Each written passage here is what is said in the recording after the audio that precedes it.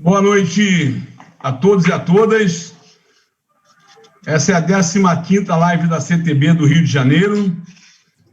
Hoje nós temos o tema dos serviços públicos no nosso estado.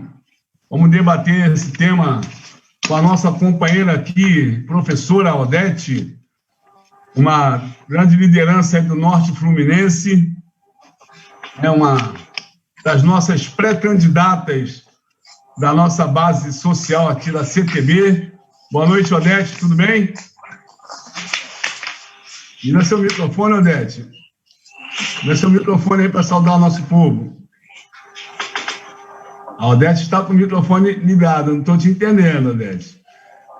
Estamos aqui com o nosso companheiro Igor Menezes. Odete, ligou seu microfone? Deu boa noite? Liguei. Então, boa noite, Paulinho. Boa noite, Igor. Boa noite, Pedro Américo. Boa noite às companheiras e companheiros que estão acompanhando essa live. Que bom. Estamos aqui também com o nosso companheiro Igor Menezes, nosso vice-presidente da CTB. Igor Menezes é companheiro aí de muitas batalhas, de longas trajetórias no movimento sindical, no movimento social. Igor, até pouco tempo, era ouvidor da Prefeitura de Belfor Roxo, prestando grande serviço naquela comunidade. Boa noite, Igor, tudo bem? Boa noite, presidente. Boa noite, professor Odete. Boa noite, Pedro Américo. Boa noite. Vamos a um grande debate. Serviço público no Brasil precisa de grandes representantes também, não em todas as esferas, municipal, estadual e nacional. Bem, Igor, e estamos aqui também com o nosso companheiro Pedro Américo Almeida.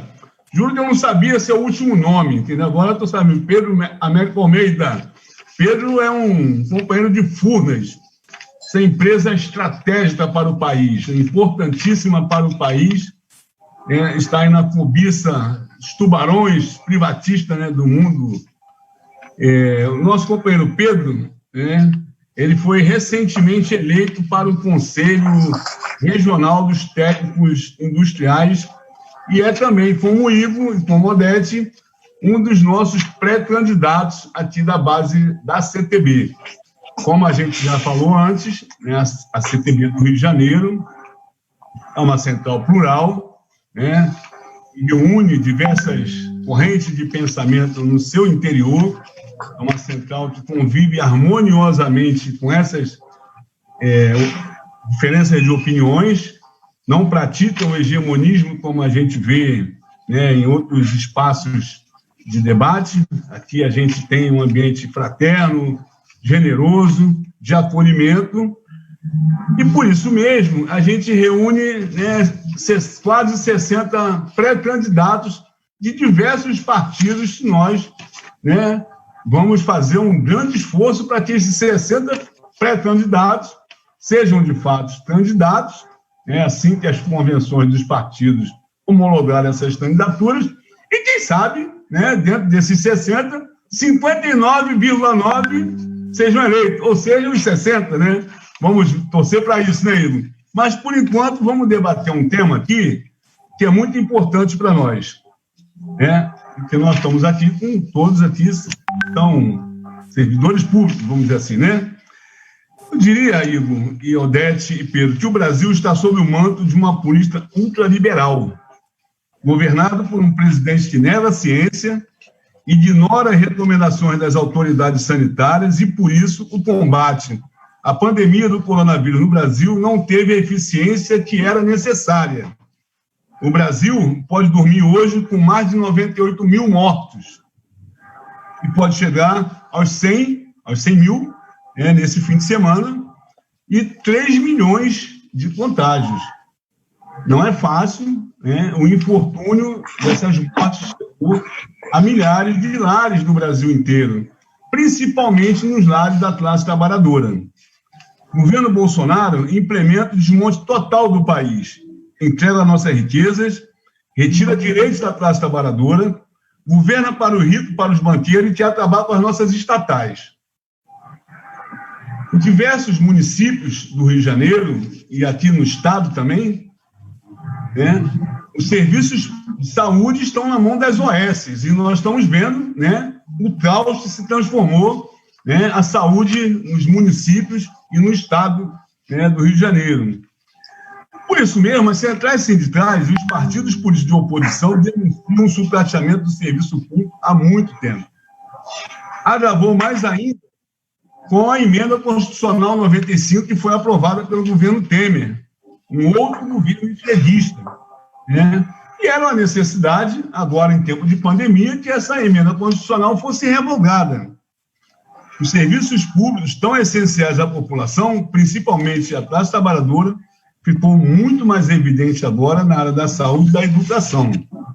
Serviços públicos tão criticados pela mídia, né, os servidores públicos, essa mídia empresarial, se revelaram essenciais para salvar vidas. Na opinião, eu vou começar pela Odete, né, a única dama aqui na sala, por isso mesmo a deferência, né? Na opinião de vocês, qual é a crítica aos governos federal, estadual e do seu município, no caso aqui Campos, pelo Odete, depois o Pedro, Rio de Janeiro, e Belford Roxo, nosso camarada Igor Menezes. O prefeito da sua cidade tem cuidado bem do serviço público?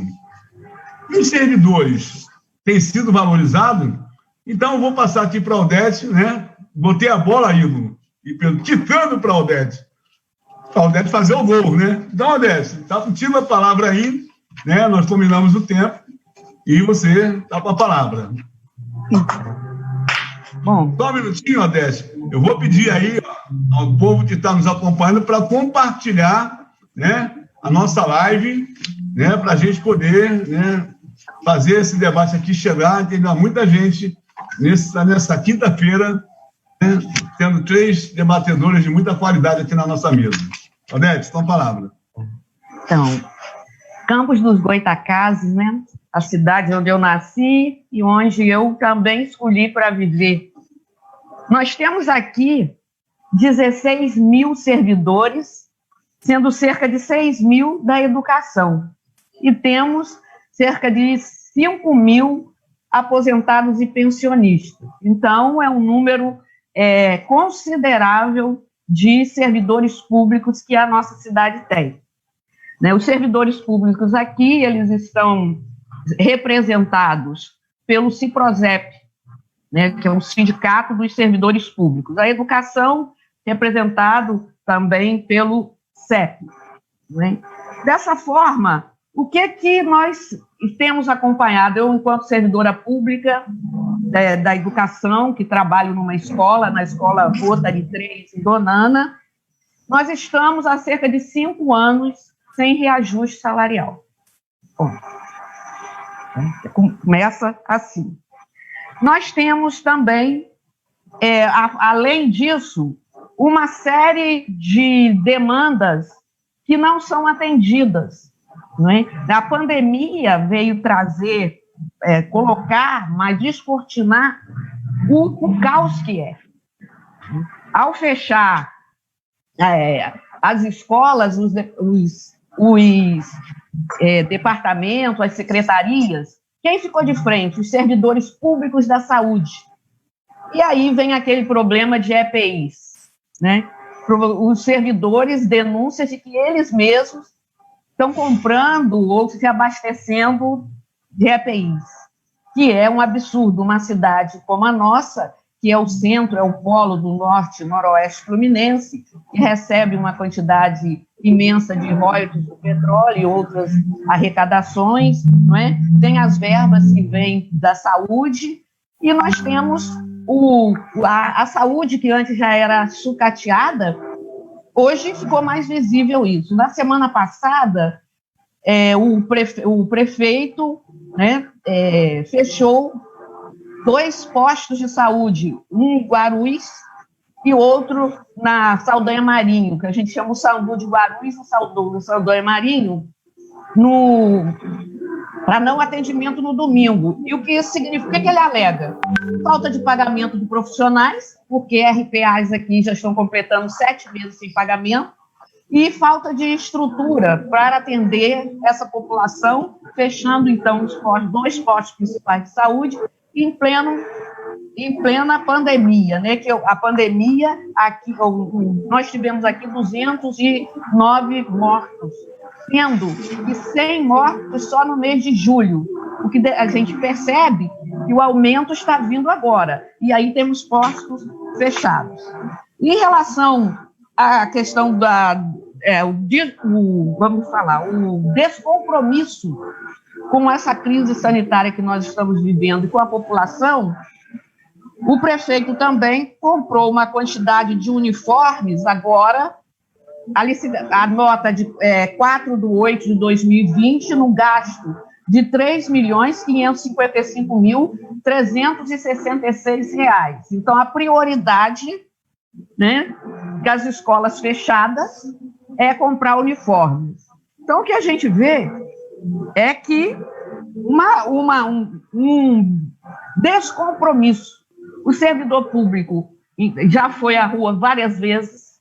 Além do mais, nós tínhamos o pagamento no último dia do mês, passou para o 5º dia útil e sempre fica a incerteza.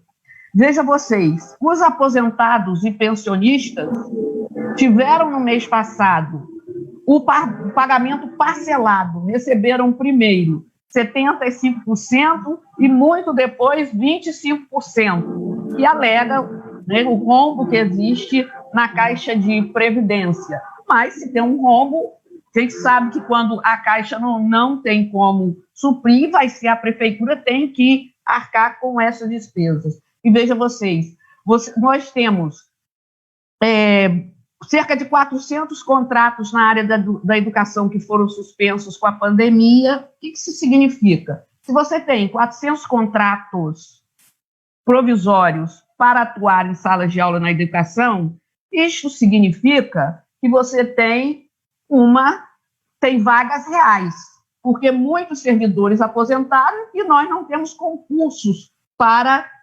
suprir essas vagas. Então, lança-se mão do contrato.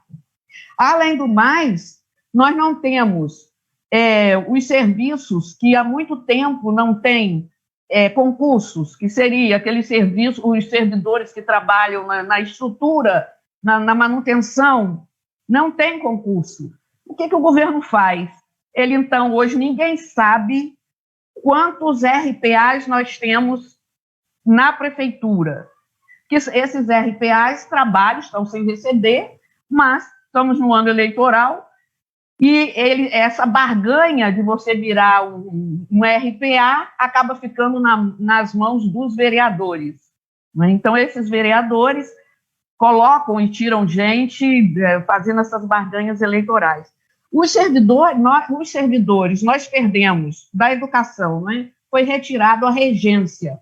Não está dando aula, tira a regência, numa contradição, porque a Secretaria de Educação, no caso, ela não apresentou para a categoria da educação nenhuma proposta durante meses de reposição de aulas remotas, na discussão da aula remota ou não, ou fazer apostilas ou não, só agora, no mês de julho, que veio com uma proposta. Ou seja, ao ficarmos em casa, alegou-se que não estávamos dando aula, que nós não estávamos, porque nós não fomos orientados pela Secretaria de Educação num total desrespeito, né, ao servidor, e nós perdemos regência. Outros setores também vêm perdendo. Nós não temos assistência médica, locais, os servidores da saúde reclamam muito por falta de lugares para chamado ficar no descanso, os testes que precisam ser feitos, a questão da EPI. Então, o que a gente vê? Os salários achatados, a retirada de direitos, a diminuição de salários, não é? Porque você vai tirando o que nós não somos a favor, mas existe ali, que eu chamo muito de penduricalhos, algumas gratificações que a gente tem, que o governo vai fazer o que com elas? Ele joga com elas de acordo com os seus interesses, né? E isso daí vai sendo tirado. Tem a discussão também das 30 horas, que está parado. Ou seja, o município de Campos é um município que é o polo do norte e noroeste fluminense. Isso significa que muitos dos serviços oferecidos aqui são desfrutados e procurados pela população de outros municípios. Né? Então, tem-se uma demanda muito grande. Mas o servidor aqui é visto como aquele que não quer trabalhar. O servidor é colocado como aquele que não quer trabalhar para legitimar a retirada de seus direitos. E é preciso, o que a gente pensa, a gente procura entender, que nós estamos com um processo de que não há, diante daqueles que nos representam, representantes dos servidores para atuarem de forma a estarem na disputa e estarem levando as demandas de todas as categorias, não é?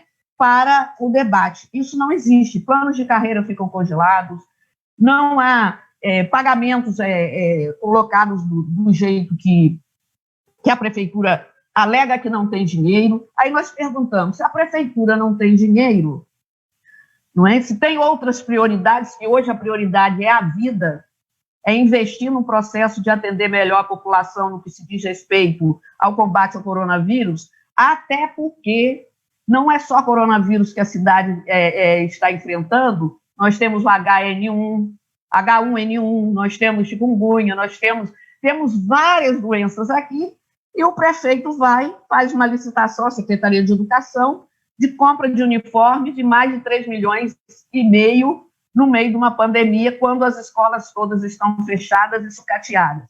Queria também denunciar aqui umas questões. Houve 3.675.000 de manutenção das escolas. E as escolas estão, a grande maioria, caindo aos pedaços. Né? Nós temos aqui 1.600.000 da firma Nutrifrui, mais 2.098.000 da Casa de Farinha, tudo para alimentação de escolas. E as escolas estão fechadas. O kit que é entregue às crianças na escola, superfaturados, a denúncia já foi feita, o Ministério Público já está atuando sobre isso, são cestas básicas minúsculas, né? E fora que há uma pressão muito grande em cima do servidor. O servidor vive pressionado o tempo inteiro. Né? Para nós, isso é extremamente complicado, porque eu falo especificamente, ou mais da educação, porque é onde eu atuo, porque eu sou uma professora de sala de aula. Então, eu vivo as contradições de uma cidade onde se tem uma arrecadação imensa e aonde o professor tem que comprar papel, tem que comprar material para ele trabalhar, onde o alunato ficou sem uniforme esses anos todos desse governo, não teve uniforme, falta de livros, desculpa. Dessa forma, eu penso que esse governo da nossa cidade está muito atrelado tanto com o governo estadual quanto com o governo federal. Ainda a gente fala, e ainda por cima existe essa questão de se colocar o desconto para aposentados de 14%. Esse desconto de 14% afeta significativamente a vida das pessoas. Você tem cerca de 5.000 aposentados e pensionistas, cujos salários não são tão altos assim. O desconto a chegar a 14% desses salários, no momento de pandemia, onde a gente não tem um reajuste há cerca de 5 anos, olha como o poder de compra fica diminuído. Olha como o poder de compra fica diminuído. Quando você está aposentado, e quando a gente vai ficando um pouco mais maduro, as doenças também chegam. Tem mais necessidades que vai além até de alimentação, de estética, que são remédios e tudo mais. E muitos aposentados, esse desconto vai interferir significativamente na vida dessas pessoas, não é? Vai interferir. E como nós vamos discutir isso? A gente tem visto aí um movimento que as companheiras e companheiros da CCB, de sindicatos associados à CTB, têm feito em relação a isso, a esse debate. Isso é muito importante, acompanhar. Isso não é pouca coisa. Porque quem recebe, 20 mil de salário, descontar alguns, não é a mesma coisa que uma pessoa que vai receber R$ 1.500 ou R$ 1.200 por mês, né, que gaste R$ 600 de remédio, ainda ter 14% sendo descontado do seu salário. Eu acho que nós da CTB vamos ter um grande embate em relação a esse processo desse desconto dos 14%, porque isso tem que ser levado, porque nessa discussão, como que fica esse trabalhador que levou uma vida inteira contribuindo, que hoje tem seu pagamento parcelado, a insegurança, ele não sabe o dia que ele vai receber, se ele vai receber. Olha só, nem se vai, porque fica um terror. Eu participo de vários grupos do Zap, e as pessoas ficam enlouquecidas porque não sabem qual dia que vai pagar. A prefeitura já soltou o dia do pagamento? Ah, não soltou. Aí liga para a pagadoria. Aí a pagadoria não explica. Aí cria uma insatisfação, vira um caos. Eu digo o seguinte, a luta a gente faz pelas questões concretas. Mas eu sempre digo que nós temos que ter muita preocupação com as questões subjetivas. Nós estamos lidando com pessoas. Esse momento tem afetado muito a nossa forma de pensar, de agir, não é? O número de pessoas com estresse, o número de pessoas com ansiedade aumentou significativamente. Você imagina, você enquanto servidor e adulto, né, que não tem como a certeza do seu pagamento. Não é isso, Paulinho? Meus 10 minutos já acabaram? Fica difícil, Odete, a gente sem dinheiro tem que bancar tantas coisas. Mas vamos ouvir aqui o Pedro, que o Pedro está olhando, né, o prefeito da cidade, e o prefeito da cidade, né, o Pedro, não tem sido lá essas coisas, né? Se associou aí ao presidente, está reabrindo as escolas, está reabrindo a cidade, né, e os serviços públicos aqui da cidade, né, não atendem aquelas expectativas que a gente sempre teve. Vamos ver que o Pedro aí fala do nosso prefeito, do nosso presidente e do nosso governador. Pedro, tua palavra. Bom, ok. Primeiro, Paulinho, obrigado pela oportunidade. Professor Odete, Igor, um prazer estar com vocês. E os telespectadores aí que estejam ouvindo ou vendo a gente, também é um prazer estar com vocês. Bom, de tudo que eu ouvi aí da professora Odete, eu tenho uma análise a fazer de que, na verdade, usando um termo bem popular, né, para tentar tornar uma linguagem mais fácil, mais facilitada, é o seguinte: o governo federal, o governo estadual e o município, Crivella, são farinhas do mesmo saco. Não existe governabilidade nenhuma por parte do presidente, por parte do governador e por parte do prefeito Crivella, né? A gente sabe muito bem que essa onda bolsonarista que elegeu o Bolsonaro sem proposta de políticas para o nosso estado, para o nosso município e também para o nosso Brasil, de uma forma geral, né, não teve programa de governo por parte dos nossos representantes. Então, dentro desse tema, precarização do serviço público, é importante que a gente venha salientar alguns temas, alguns tópicos, né?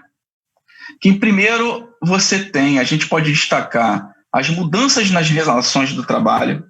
Elas impactaram muito e significativamente na questão das precarizações, né? Principalmente por serviço público. Por quê? Por que eu falo principalmente? Porque isso faz parte de um grande acordão desse governo neoliberal e entreguista, né? Porque cada vez que ele precariza, ele faz com que a população pense que os servidores ou ganham muito bem e não fazem nada, né? Ou eles precarizam a tal ponto que faz com que a população pense, né, que o serviço público não presta e tem uma tendência de correr para aquilo que é privado. Por exemplo, a saúde pública é um caso assim, né? Você vê, quanto pior, porque a população, o que é que ela pensa? Quanto pior os hospitais municipais, os hospitais estaduais e os hospitais federais, quem tem uma condição mais ou menos ou melhorada, que pode pagar, nem que seja R$100 para ter só direito a uma consulta no mês e um exame, corre para lá para poder encher o bolso dos capitalistas, dos hospitais de empresa privado.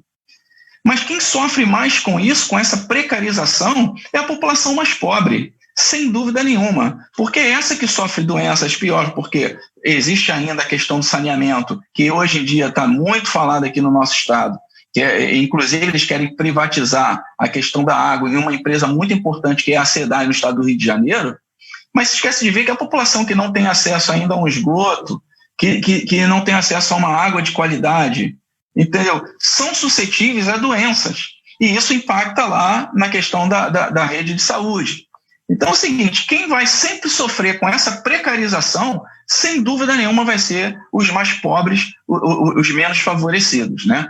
Então, quando a gente cita uma delas, que é as mudanças na relação de trabalho, você vê extinções de profissões importantes que hoje você já não tem mais. Vamos citar os bancários, né? Aí você entra na era da digitalização de serviço, você deixa de ter a questão produtiva. Eu acho que isso é um dos fatores mais graves que nós temos no nosso país, diferente do que a China tem feito. A China ainda consegue ser um país produtivo, ela consegue exportar para o mundo inteiro, porque lá ainda existe a produção, existe a tecnologia, mas existe a produção. E está comendo solta, está bombando a produção lá. Então, no Brasil, a gente já não tem mais isso. A gente deixa de ter a era produtiva para dar início a uma era de serviços de digitalização no país. Então, por que eu citei os bancários nisso? Porque você vê, hoje com os aplicativos, quem é que vai em banco hoje a não ser para fazer um saque no caixa eletrônico ou um depósito no caixa eletrônico? Porque o resto você consegue ver o saldo pelo teu celular. Então, isso vai acabar fazendo com que, né, as profissões sejam extintas. E não é diferente dos bancos que no passado a gente teve o Benji, o Banerj, bancos importantes do estado do Rio de Janeiro, do estado de Minas Gerais e outros estados que foram privatizados e hoje está na mão do interesse privado, né? Do Itaú da vida, né? do Bradesco da vida, do Santander da vida. Então o que acontece com isso? Há uma precarização? Óbvio que há, porque a gente não chega num dia de domingo, por exemplo, para fazer um saque no dia de domingo, que você vê lá 5 caixas eletrônicos, onde às vezes funciona um. Entendeu? Você vê aquela fila e as pessoas são expostas a um risco de serem assaltadas ali, né? Então, assim, essa precarização tem a ver direto com as questões de mudança de relação do trabalho. O segundo ponto que eu falo é que também existe uma falsa aparência de que o nosso serviço é ineficiente, que o serviço público é ineficiente, justamente para justificar o que eu falei anteriormente, né? É preciso precarizar ao máximo esse atendimento do serviço público, né? Passar a falsa imagem que os funcionários, como já disse, até o presidente da própria Eletrobras disse que os funcionários são vagabundos, né?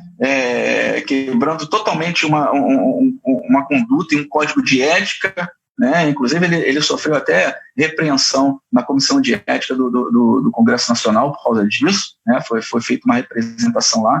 Então é isso. Então a mão de obra terceirizada, a nossa amiga falou bem aí, a professora Odete falou sobre a questão da saúde das OS, né? Não há mais concurso público. Então por que eu falo que isso é um grande pacote de desmonte do Estado?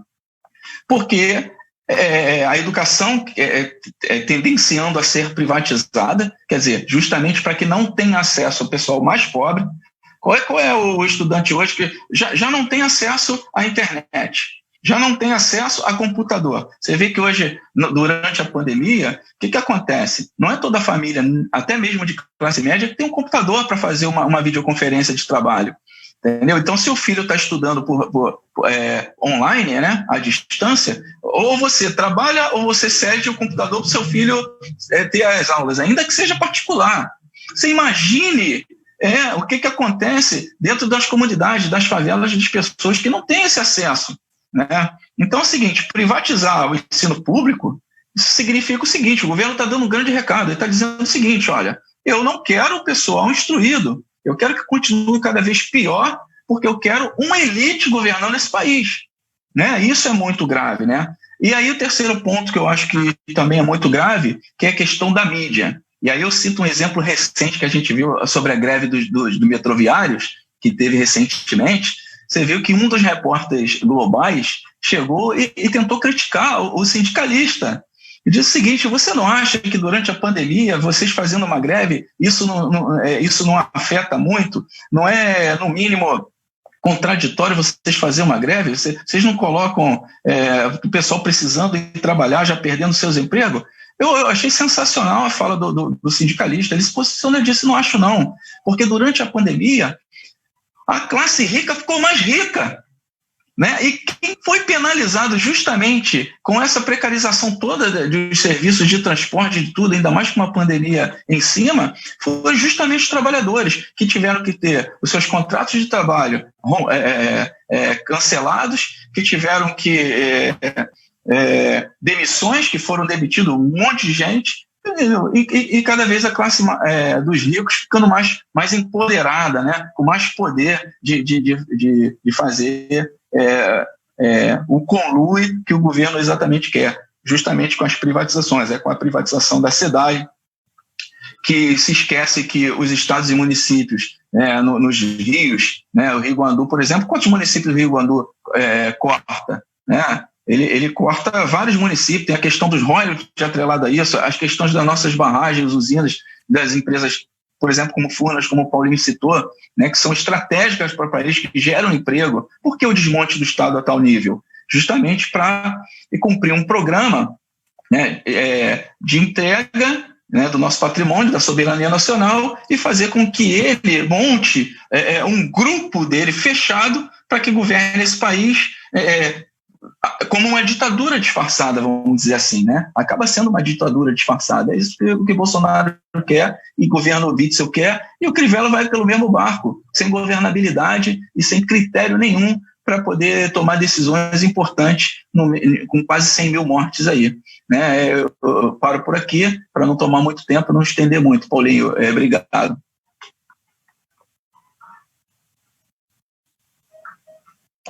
Nós vamos passar aqui para o nosso amigo Igor Menezes, né?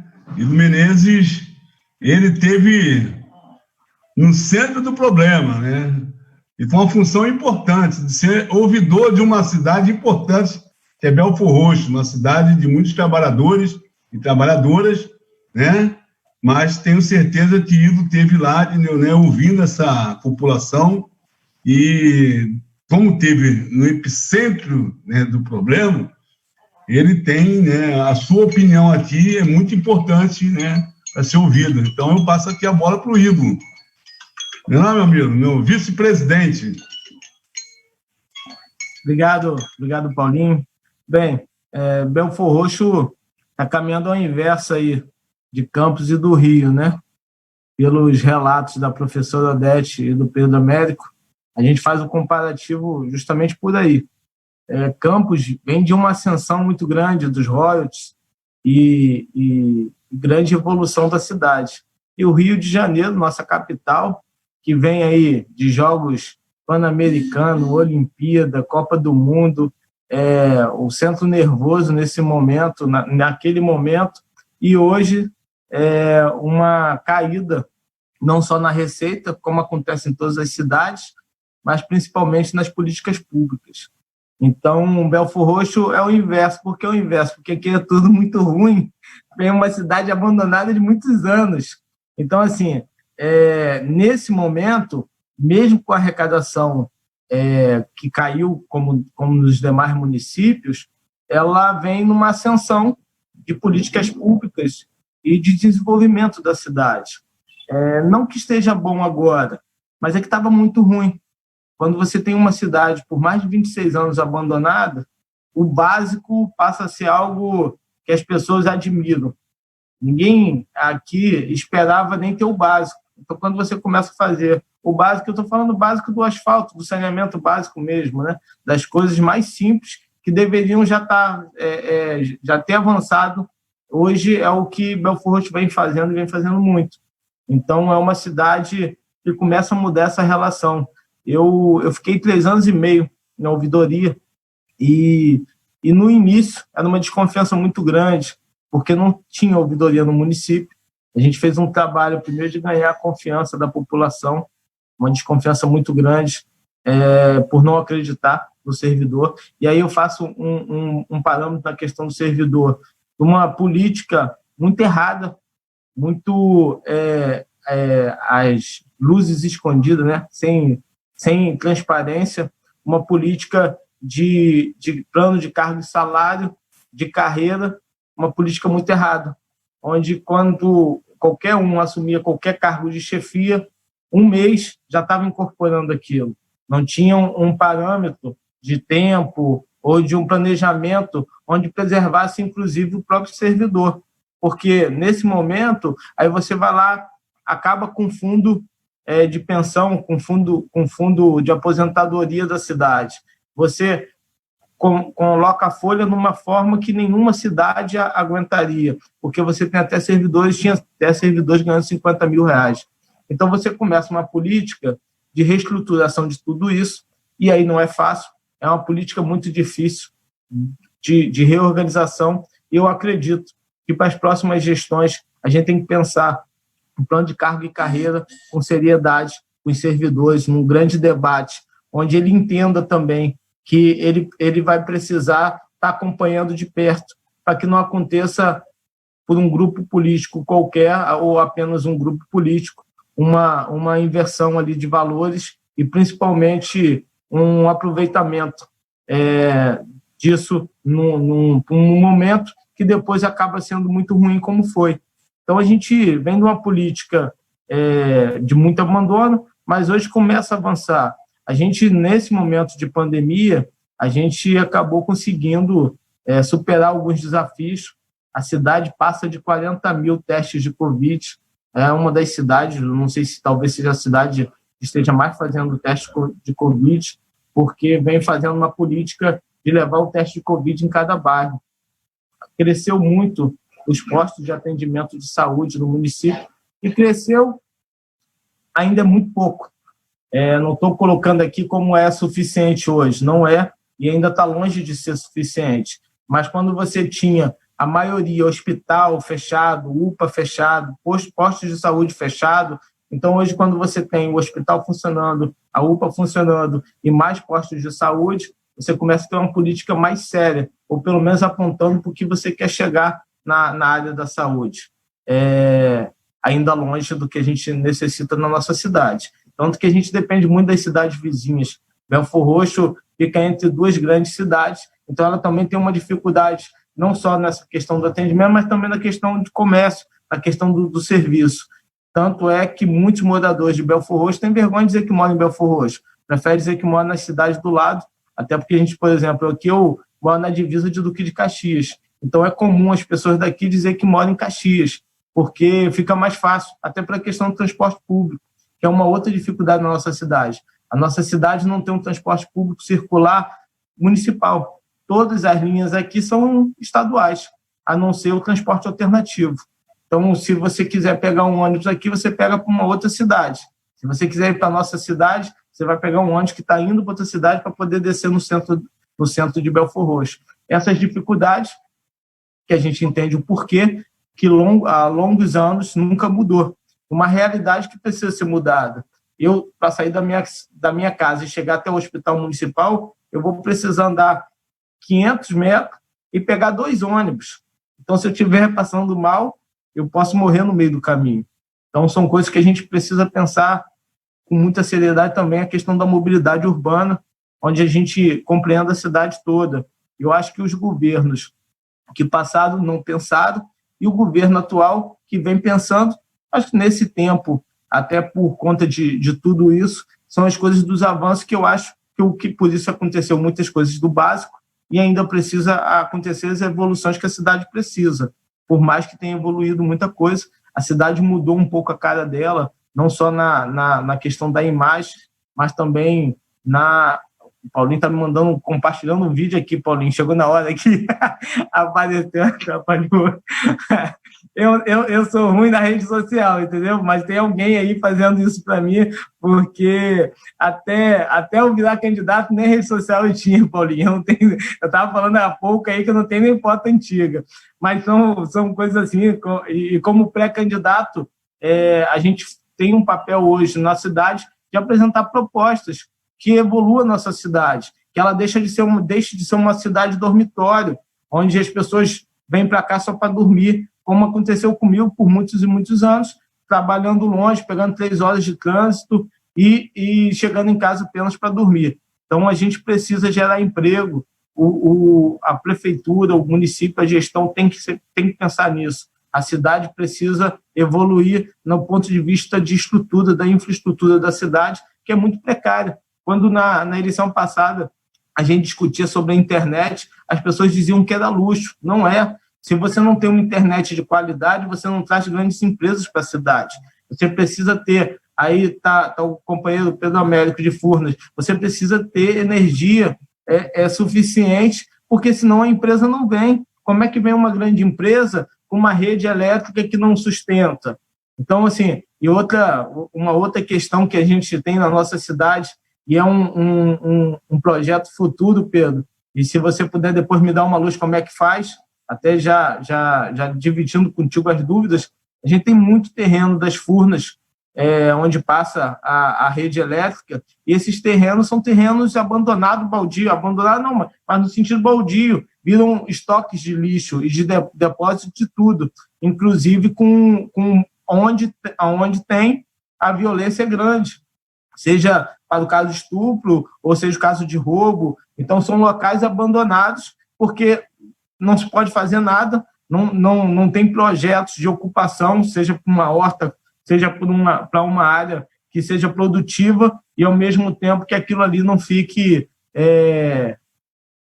largado, na melhor forma da palavra aí. Então, são realidades que a nossa cidade vive, e vive combatendo.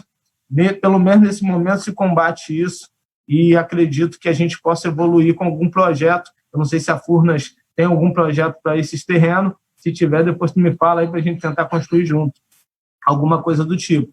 Porque aqui eu, por exemplo, eu moro do lado de um. São realidades da nossa cidade que ficam muito distantes de uma realidade como Campos ou como a capital, Rio de Janeiro. Porque aqui, quando você vê a felicidade da pessoa, porque trocou a lâmpada do poste, vocês vão entender o que eu estou dizendo.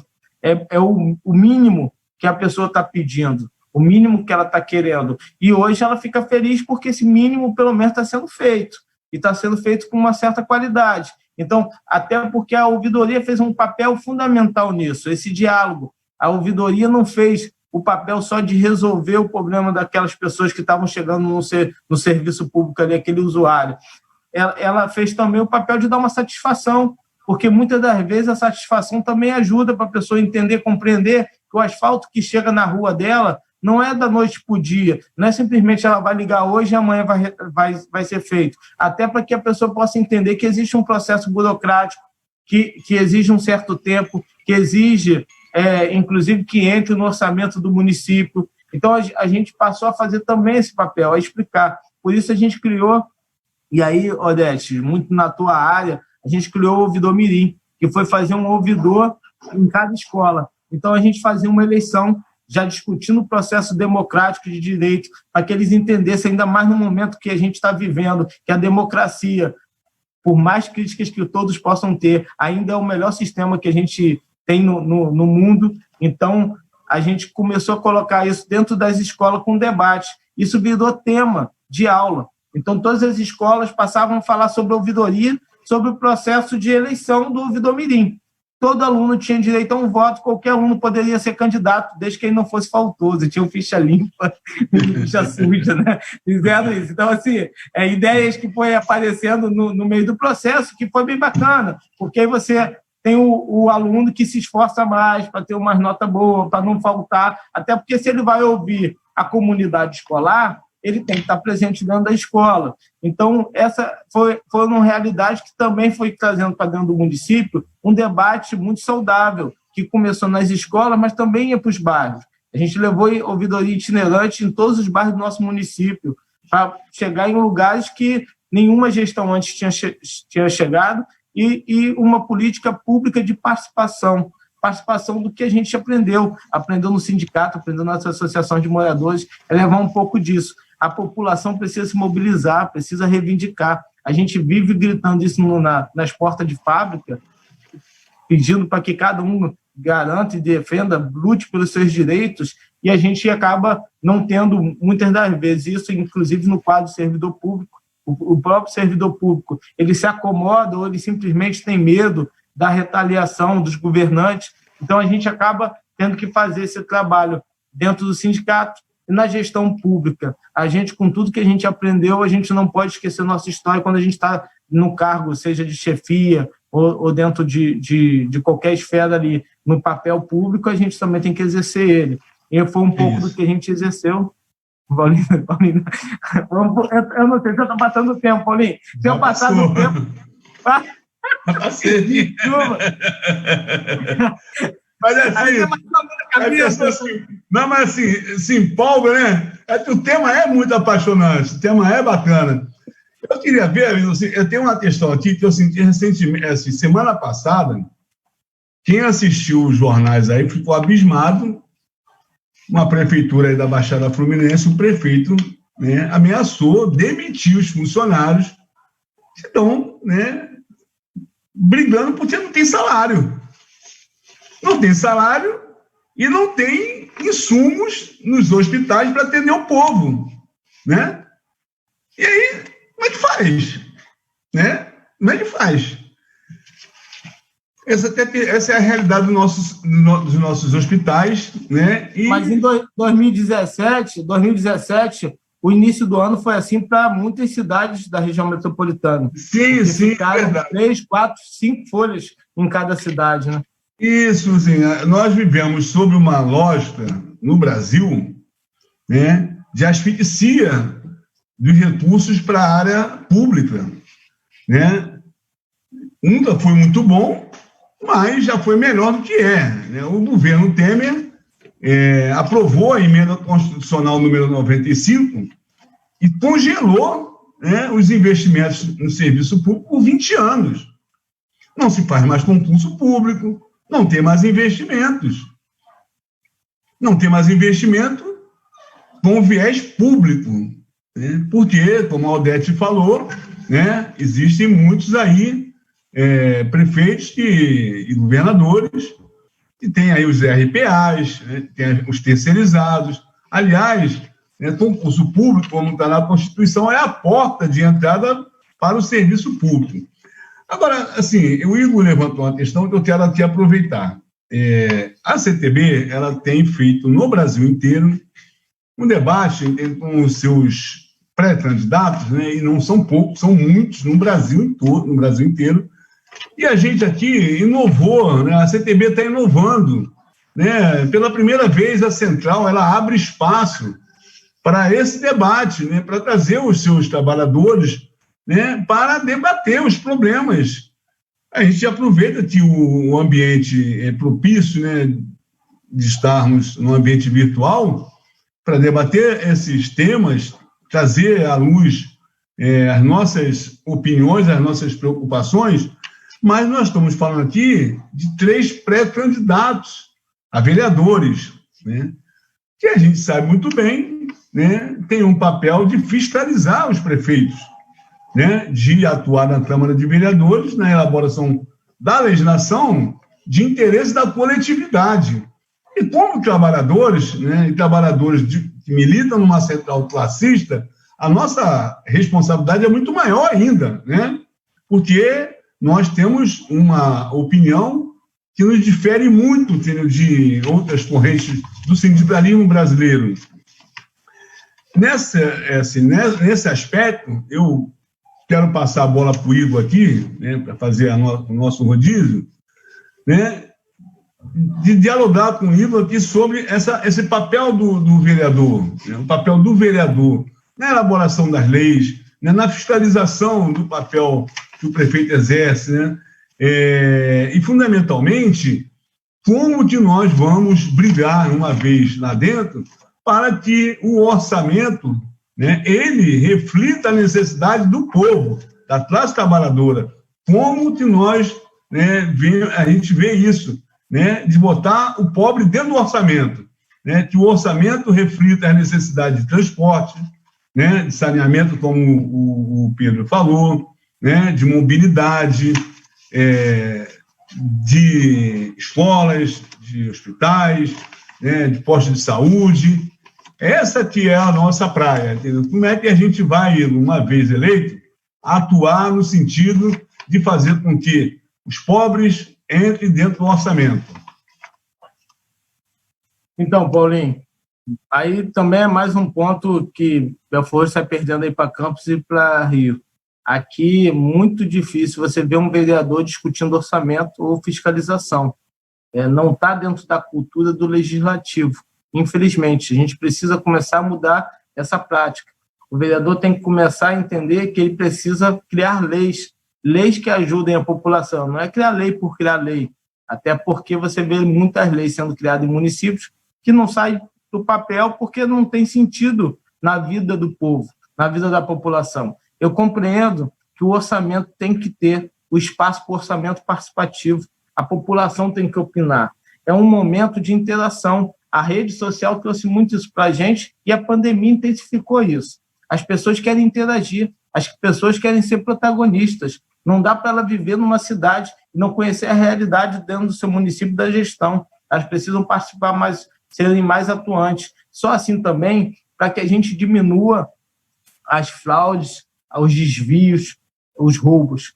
Porque, nesse sentido, a população também fiscaliza. Essa fiscalização não fica só na mão do legislativo, mas o legislativo precisa fazer a fiscalização e mais, colocar transparência, colocar isso tudo na internet, sendo de forma virtual e com muito mais rapidez, inclusive na parte burocrática. Nosso país vem de uma política de burocratizar para não ter roubo. Eu acredito que a gente tem que desburocratizar, de fato, não igual o presidente eleito anunciou tanto que ia fazer, ele burocratizou mais ainda, mas no sentido de trazendo a população para perto para que a fiscalização aumente e não diminua por conta da desburocratização.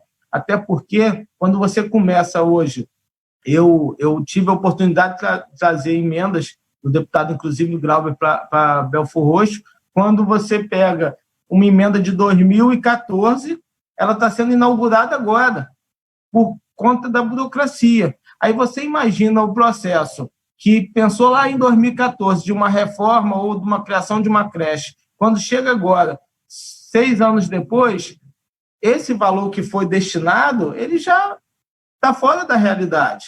Então, são essas coisas que eu acho que o legislativo precisa atuar. E atuar, como proposta nossa, é trazendo a população para perto disso. Está desligado, Paulinho? Está desligado. Muito bem, Igor. Agora você foi, né, aí generoso com o tempo.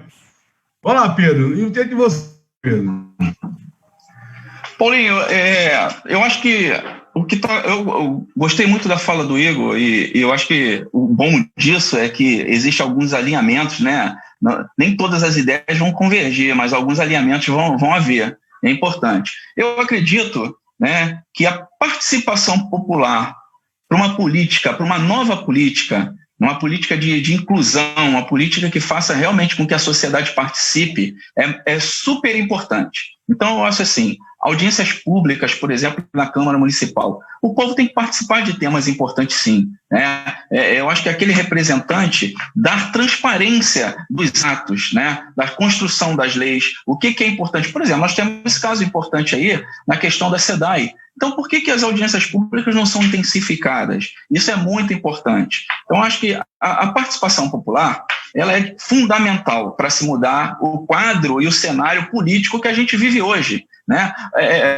O que acontece é que os representantes são eleitos muitas das vezes, mas a população que às vezes elegeu aquele candidato ou aquela candidata não faz parte daquele conjunto de ideias, daquela proposta. Então assim, o Rio de Janeiro não precisa de inventar a roda existe, a gente precisa fazê-la girar, entendeu? É dar transparência para que essas pessoas entendam que pautas são importantes, para que a gente possa destravar certas atividades no Rio que são fundamentais. Políticas de inclusão, políticas que amparem a mulher, polícia que ampare em defesa contra o racismo estrutural, a mulher que sofre violência, a criança que não tem acesso a uma educação básica de qualidade, principalmente essa educação que ela seja uma educação profissionalizante, porque nós estamos vivendo num país tecnológico, o mundo é tecnológico, não dá mais para a gente conviver com que as crianças vão em tempo integral, entendeu? Se a criança passar um tempo integral, por exemplo, na escola, onde ela não tem uma atratividade, aquilo para a criança e para o adolescente se torna um peso, né? Então, a gente precisa criar políticas que tragam aquele jovem, aquele adolescente, para que possam fazer parte, ou construções de laboratórios, para poder fazer essa formação, seja na área de mecânica, na área de elétrica, em muitas áreas, né? Política de urbanismo, e nisso que o Igor falou há pouco tempo, eu trabalho lá em Belfort Roxo numa das subestações, né? De 500 mil volts, 138 mil volts. Aquelas faixas ali que ficam debaixo daquelas linhas que ele citou, são chamadas faixas de servidão. Não podem ter ninguém morando ali, é muito perigoso, é perigoso ao extremo, né? A indução elétrica pode matar a gente também, mesmo sem ter o contato direto com o ponto energizado. Então, eu acho que assim, dentro dessa faixa de servidão, a prefeitura local, junto com os seus vereadores do local, poderiam criar parques debaixo das áreas da faixa de servidão, parques de lazer, né? Áreas de lazer que possam favorecer as populações mais carentes, que não têm condições de ir, por exemplo, colocar um patins e ir para a lagoa para patinar, para fazer sua patinação lá, faz com seus patins lá numa área da Baixada. O Rio de Janeiro é a mesma coisa. Então eu acho assim, que nós precisamos garantir, né, leis para deficientes, leis para pessoas que têm pouco acesso a certas integrações, por exemplo, pessoas que têm problema de morbidez, que são de mobilidade, porque são mórbidas, as condições não oferecem um acesso livre para essas pessoas, e isso causa um constrangimento para quem vai passar numa roleta que não é adaptada para uma pessoa que tem um caso de morbidez. Entendeu? Então, ou vai fazer o quê? Vai botar uma roleta gigante? Não, mas pode ter com passe livre para pessoas que comprovem que tem esse problema. Ela tem que ter um passe livre, né? Passe livre para o estudante que, na criação de laboratórios para as escolas municipais, passe livre para os estudantes se locomoverem a centros que contenham esses laboratórios para elas estudarem. Então é muito importante que a gente... a condição do emprego é fundamental, né? Construção de abrigos públicos, para a gente não ver mais pessoas dormindo nas ruas. Nem sempre essas pessoas que dormem nas ruas, às vezes até ela trabalha, mas o trabalho ela ganha tão pouco que ela não comporta a pagar nem mesmo aluguel. A política de aluguel no município e no estado do Rio de Janeiro é altíssimo para o salário que aquela pessoa, que aquele trabalho, o cara não se vê com outra alternativa, a não ser às vezes até dormir na rua. E aqui a gente não tem uma política de abrigo, né? Então eu acho que tem muita coisa a se fazer, mas a gente precisa botar a roda para girar. A roda está aí, mas tem que girar essa roda. E a gente tem que encarar esse desafio, né, com seriedade, com determinação, e regaçar a manga, sem vaidade, e botar isso para funcionar. Eu acho que é isso, mapear os hospitais municipais, ver quais são as carências de equipamentos, e fazer, sei lá, uma política de comodato nesses fabricantes, onde eles coloquem as máquinas em hospitais municipais que são extremamente funcionais, que atendem a maior número da população, e que coloquem seus técnicos lá para fazer as manutenções 4 vezes por ano. Num comodato você consegue fazer isso. Tem que fazer um balanceamento, ver o custo e benefício disso, e ver o orçamento, e dentro desse orçamento botar a coisa para gerar. Eu acho que é isso que é importante, Paulinho. Estamos aí para correr atrás. E Odete, como é que nós vamos aí, entendeu, colocar essa brava mulher do Campos Câmara Municipal para fiscalizar os prefeitos e botar o povo no orçamento, Odete.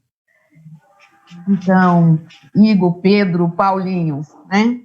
Campos tem um território que chega a ser cerca de 4 vezes maior que a cidade do Rio de Janeiro. Isso aqui é uma planície imensa.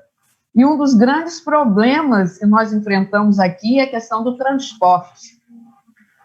Isto parece que não se tem uma solução. Você é cortado pelo Rio Paraíba do Sul, tem um lado de cá e um lado de lá, que chama-se Guarulhos, que é um lugar maravilhoso, um lugar onde é um celeiro cultural, é um celeiro que dá para a cidade uma quantidade enorme de profissionais, não tem esgoto, questão da violência. O próprio Sanduque fechou. Tem um hospital, que é o Hospital HGG, pasmem vocês, se alguém mora do outro lado do Rio, quiser ir ao Hospital HGG, ele tem que pegar o ônibus, descer no centro, atravessar o Rio, para pegar outro ônibus e voltar para Guarulhos. Então, acho que uma das grandes bandeiras é a luta pela interligação dos bairros de Guarulhos. Transporte para isto é uma grande bandeira que precisa ser levada e a gente parece que não existe. A cidade toda vive este problema de transporte, não é? Existe uma outra coisa que eu penso, é preciso que o vereador ele não apareça só de 4 em 4 anos, é preciso um compromisso de estar montando gabinetes itinerantes para escutar a população, porque tem gente que não sabe quem são os 25 vereadores na nossa cidade. Eles não conhecem os seus representantes. Por quê? Porque o vereador ele precisa ter uma rotina de estar indo junto à população, que é esta população que ele elegeu, e vai ser esta população que vai dizer para ele concretamente as suas demandas. Que a gente escuta muito, ruas escuras, não tem iluminação em grande parte das ruas, é preciso a fiscalização da coleta de lixo, não há fiscalização da coleta de lixo, existe a tonelada de coleta de lixo de umas cidades acabam sendo mais caras que a tonelada de coleta de lixo de outras cidades. Olha que nós temos. Falar em iluminação pública significa também em contribuir para a diminuição da violência. A cidade está abandonada no sentido de podas de árvores.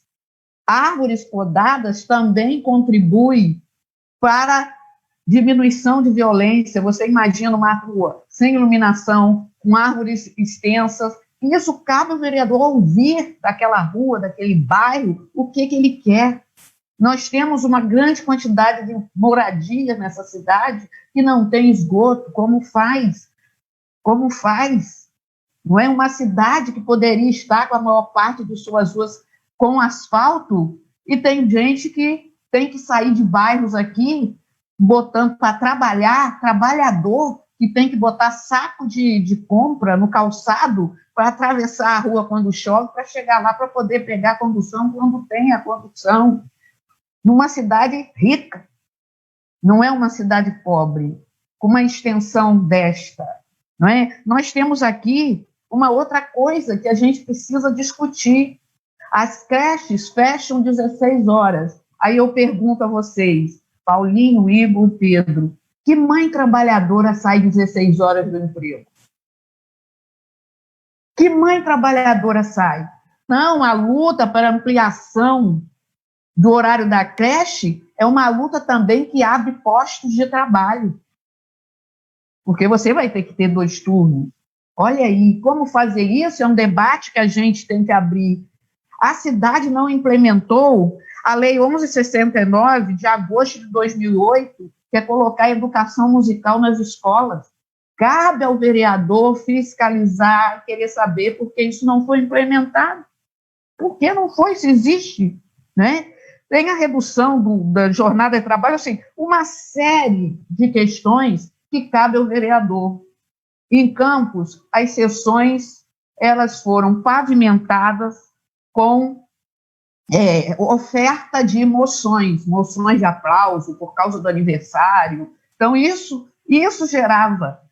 Aí agora os vereadores colocam. Isso é ruim para quem quer ter um compromisso sério, um compromisso com a classe trabalhadora, que as pessoas costumam nivelar. Achar que nós que temos uma proposta diferenciada na luta por uma sociedade mais justa, fraterna e igualitária, estamos também dentro dessa demonização da política de que todos são iguais. Por quê? Se a cidade não sabe quem são os 25 vereadores, esses vereadores, a cidade está esfacelada. Uma cidade linda, a cidade está suja, a cidade está buracada, a cidade está escura, a saúde precarizada, a educação, falta de salários, o número de lojas fechadas, enormes aqui, sabe? Então, você vê, para cada trabalhador que sai, 4 pessoas são atingidas, e isso não é que foi na pandemia, não, isso já vem. Né? Então, nós precisamos ter a discussão do orçamento participativo, sim, mas não fingidor, como já teve aqui. Tá? Orçamento participativo não foi o que houve aqui. Fingidor, chama, mas já está tudo pronto lá, só para aqueles que participaram dizer tudo bem. Não é isso que a gente quer. E quando você faz a ida aos locais, você de forma contribui para que as pessoas passem a discutir os seus problemas, e quando você chama para um debate de orçamento participativo, elas já estão com aquele hábito querendo fazer aquilo. Né? Então, ter de verdade a participação popular em relação ao orçamento participativo. Tá? É preciso isso. O vereador para além de dar remédio, passagem de ônibus e prometer emprego de RPA que não vai receber. Ele precisa, aqui não tem hospital da mulher. Não é? Aqui nós temos problemas. Existe uma questão, nós temos no nosso coletivo, né, pessoas com nanismo. Quando elas vão ao banco, tem que ir alguém, porque elas não conseguem clicar, né? Então, são coisas assim. Como que está a mobilidade, como o Pedro Odete, falou? Essa questão da mobilidade me parece Odete, que é uma questão eu vou exportar geral, aqui. né? Então, eu penso, Paulinho, só para terminar, a última coisa que eu queria falar, em cima até do que o Pedro falou, tá? Pedro, também considero que nós temos que investir para que as pessoas venham a trabalhar, então, do ensino técnico. Uma coisa que a gente defende é que as escolas públicas tenham os chamados cursos pré-técnicos para que as populações, que os jovens das periferias tenham mais condições de disputa quando forem para a IFE, para a FAETEC, para outros órgãos públicos que eles não têm. É isso. Então, Odete, assim, nós estamos aqui já com um tempo aqui um pouco avançado, então nós vamos aqui fazer mais 2 perguntinhas para a gente encerrar no tempo, né, que a gente se programou. Como a gente iniciou a live, afirmando que o nosso país, né, atravessa, né, um momento muito difícil.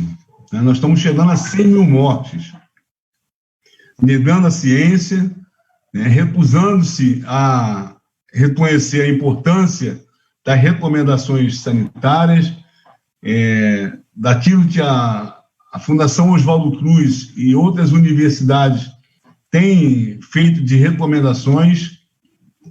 Ou seja, nós vivemos uma crise sanitária, mas, simultaneamente, nós temos uma crise política, uma crise econômica, que deriva de uma crise social, né, de estar gigantesca. Como o Pedro disse, nós temos hoje, né, milhares de famílias, né, no Brasil inteiro sob as marquises, aqui no Rio de Janeiro e nas demais cidades do nosso estado.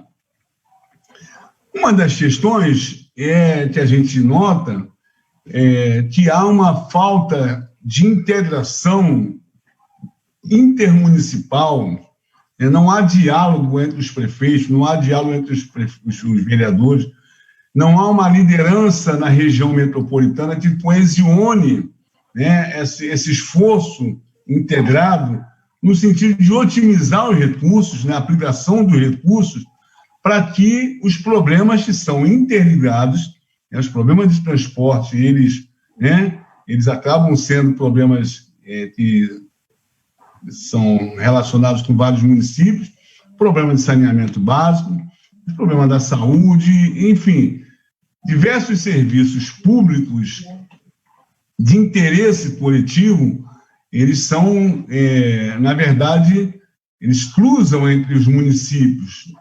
Então, nós não temos esse diálogo. Mas, assim, nós estamos falando, né, da política. E esta política, que até então prosperou no Brasil, ela produziu isso que nós temos hoje, né? Vejam só, no município do Rio de Janeiro, nós temos mais de 2 milhões de pessoas morando em mais de 1.000 favelas, né? Nos municípios da região metropolitana, nós podemos dizer que temos aí em torno de 4,5 milhões de pessoas em condições subnormais. A periferia do Rio de Janeiro, né, do estado do Rio de Janeiro, é uma periferia que tem muitos problemas sociais, tem muito graves, né? Mas todo o estado do Rio de Janeiro, todo o estado nós temos problemas, né, de dificuldades para a classe trabalhadora. Então, qual é o viés da política que vai ser, né, debatido nessas eleições que vamos ter agora em novembro, né? Nós vamos ter eleições em 15 de novembro. Porque, como o Igor disse, né, se falou numa nova política, mas a nova política está se revelando mais velha do que nunca. Mais velha do que nunca. Então, assim, nós temos um desafio que é de fazer com que essa bancada da CTB, que está na disputa, né, em 2020, trabalhe na perspectiva de realmente levar a classe trabalhadora a debater a eleição, debater este momento, para mudar o Brasil diferente do que está aí. Porque o que está aí, né, foi eleito em 2018 prometendo o novo, e no novo não se revelou. O governo do Estado, né, o governador do Estado está aí para ser impeachmentado, né, por denúncia de corrupção. O prefeito da cidade do Rio de Janeiro teve algumas vezes aí, né, para ser impeachmentado, né, e diversos outros prefeitos estão aí, entendeu, com vários problemas na justiça. Isso acarreta em prejuízo à população. Então, é necessário que a gente eleve o debate da política, elevar o debate da política para fazer com que, né, a população compreenda que é pela política que nós vamos superar os gargalos que a gente vê, né, no nosso país e principalmente nos municípios, que é onde é a residência das pessoas. Então, Pedro, eu te pergunto aqui, né, o debate que vai imperar nesse ano, né, esse ano nas eleições de 15 de novembro, vai ser um debate em que os interesses municipais, o interesse das pessoas falarão muito alto, porque são eleições para eleger vereadores e prefeitos. Mas nós temos no Brasil um projeto, né, e ele está destruindo o Brasil e destruindo os municípios, porque asfixia os recursos dos prefeitos e dos governadores. Como que vai ser a nossa batalha nessas eleições? Pedro, a bola está contigo, Pedro. Beleza, Paulinho. Então, é isso. Não tem muito o que prometer, né? Eu acho que, assim, a população, de uma maneira geral, ela está muito desgastada, né? Porque a sensação que dá, e você vê, casos de corrupção, como você bem disse, Bolsonaro se elegeu dizendo que não era corrupto, que não ia participar de nada de corrupção. No entanto, ele interferiu na escolha da troca do superintendente da Polícia Federal para blindar os filhos dele. Então, assim, se a população... E fora outros casos, né? Se a população já estava desacreditada e tentou ter um fio de esperança com um cara que em 30 anos dentro do Congresso Nacional não conseguiu apresentar uma proposta sequer para beneficiar o trabalhador, para beneficiar a população de uma forma geral. A população, eu creio que está muito desgastada com o que está acontecendo. Então, eu acho assim, não tem como ficar prometendo. Eu acho que assim, nós temos que transmitir para a população uma linguagem deles, uma linguagem que eles entendam, e fazer com que eles somem com a gente, tá? Numa política de participação, uma política de transparência. Então, à medida que você tenha projetos para o Rio de Janeiro, né, que eu acho que é isso que o Rio de Janeiro precisa. O Rio de Janeiro precisa de projeto. Né? Não adianta você sair quebrando, por exemplo. Isso é uma outra coisa que dá aquela falsa sensação. Né? O Eduardo Paes, ele quebrou a cidade do Rio de Janeiro inteira, e quando ele entregou o mandato, né, para um outro cara que já não ia fazer nada, ele viajou e foi morar nos Estados Unidos. E agora ele volta 4 anos depois, sem debater uma política pública para o município, para o Estado. Né? Ele volta e diz ele que agora eu tenho um milagre na minha mão, eu vou conseguir resolver. Então, acho que não é assim. O que nós precisamos é projeto. Então, qual é o projeto para a Avenida Brasil, que está toda quebrada, que até agora não saiu o BRT? Não, você tem que levantar as engenharias, ver aonde que vai fazer o escoamento da água dali. Então, aonde que vai escoar essa água? O rio que vai absorver essa água da chuva ali, quando chover, o volume d'água excessivo. Esse rio vai comportar essa água da chuva que vai... Então, assim, fazer projeto. Né? Projeto para os estudantes, projeto de geração de emprego para os garotos que saem da escola técnica, realmente que estão cheios de gás, daquilo tudo que aprendeu em 3 anos, poder implementar nos seus empregos. Né? Eu acho que a questão da mobilidade é tentar incentivar, dar incentivo para os empresários a abrir postos de trabalho próximo às localidades de moradia das pessoas, que não adianta o cara sair de Sepitiba ou de Santa Cruz para trabalhar no centro da cidade e passar 2 horas para ir e 2 horas para voltar. O cara só de condução ele passa 4 horas. É um desgaste muito alto para o trabalhador, né? Sem contar a retirada de direitos.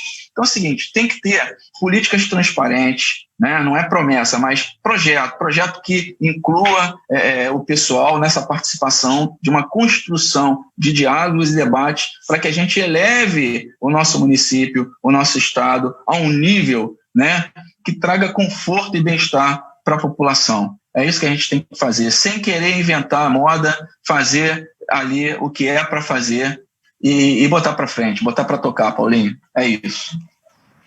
É isso aí, Odete. Bom, eu sempre digo que quem sai prometendo já começa errado. Não é? O que mais nós vamos ver aí são promessas. Promessa você vai fazer. E pode iludir a população, porque a população pode achar que o vereador tem o poder de realizar uma varinha de condão que ele vai fazer. Eu prometo, não se promete. Acredito que nós precisamos ter projetos. Não adianta. Sem projeto, nada anda. Mas que projeto é esse? Não é um projeto de gabinete. É um projeto dialogando com a sociedade. Só assim você vai atender aquelas demandas da sociedade. Não tem como. Não tem como. Hoje nós temos problemas de desemprego. A nossa cidade é uma cidade que o comércio, né, o serviço público e o comércio é que faz girar de uma forma mais acentuada a economia. Nós tivemos aqui a decadência das usinas, né, na produção de açúcar, tem pouquíssimas, não tem mais. Então, nós temos uma cidade que precisa ser repensada, porque nós temos uma área rural muito extensa.